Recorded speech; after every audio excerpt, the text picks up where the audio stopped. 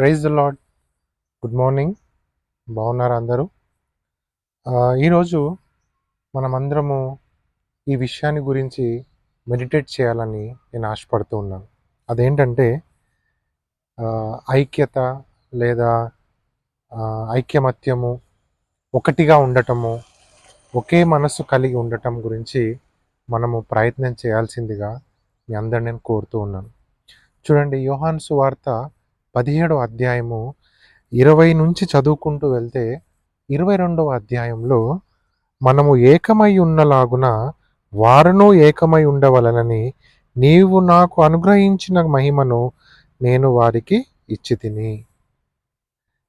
మనము ఏకమై ఉండులాగున అంటే యేసు ప్రభు వారు he was always in line with the father. ఆయన తండ్రితో ఎప్పుడు కూడా ఏకమై ఉన్నాడు. తన ఆలోచనలు, తన యొక్క ప్రతి ప్రతి పని కూడా ఆయనతో కలిసి చేశాడు. ఆయనను అడిగి చేశాడు, ఆయనతో చేశాడు. ఈరోజు నా ప్రియమైన దేవుని బిడ్డలారా, ఈ మాట మీకు ఎందుకు చెప్పాలనుకుంటున్నానంటే పాస్టర్స్లలో కావచ్చు, సంఘంలో కావచ్చు, క్రైస్తవ సమాజంలో కావచ్చు, ఈరోజు మరి ఈ యొక్క ఇన్లైన్ అంటే అందరూ కలిసికట్టుగా ఏకమై పని చేయటానికి ప్రయత్నం చేయాలి. అది ఎక్కడో లోపిస్తుందని నేను అనుకుంటూ ఉన్నాను.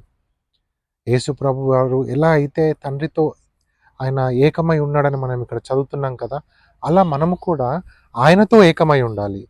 అలాగే మన సమాజంలో మనము కూడా కలిసి పని చేయాలి.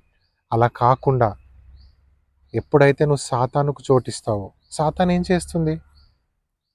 He always wants to destroy. మనము కలిసి ఉండటాన్ని సాతాను చెడగొట్టడానికి ప్రయత్నిస్తుంది. అందుకే చూడండి, యేసు ప్రభు వారు మరి అక్కడ అరణ్యంలోనికి కొనిపోబడ్డప్పుడు ఏం జరిగింది? ఎత్తైన పట్టణపు శిఖరం మీదకి తీసుకొని వెళ్ళి, ఇక్కడ నుంచి నువ్వు దూకు, దేవదూతలు వచ్చి నిన్ను కాపాడుతారు కదా, నీ తండ్రి ఆజ్ఞాపిస్తాడు కదా అంటే అక్కడ ఒక టైప్ ఆఫ్ డౌట్ని క్రియేట్ చేసింది.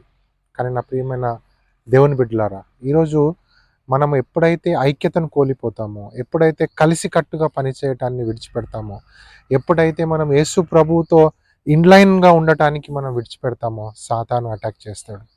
వాడి పని నీలో డౌట్ క్రియేట్ చేయటం.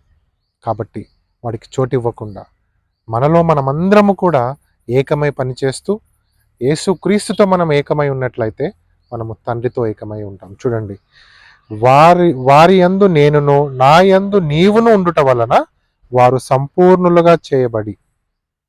ఇలా మనమందరం ముందు ఏకంగా ఉండాలి, ఒక లీడర్షిప్ కింద పని చేయాలి. ఆ తర్వాత యేసు ప్రభువుతో మనము ఇన్లైన్లో ఉండాలి. ఆయన తండ్రితో ఉన్నట్టుగా టోటల్గా మనం ఏమవుతామంటే సంపూర్ణులముగా అవుతాం. కాబట్టి ఆలోచించండి, ఏకముగా ఉండటానికి ప్రయత్నం చేయండి, కలిసికట్టుగా పనిచేయడానికి ప్రయత్నం చేయండి. God bless you.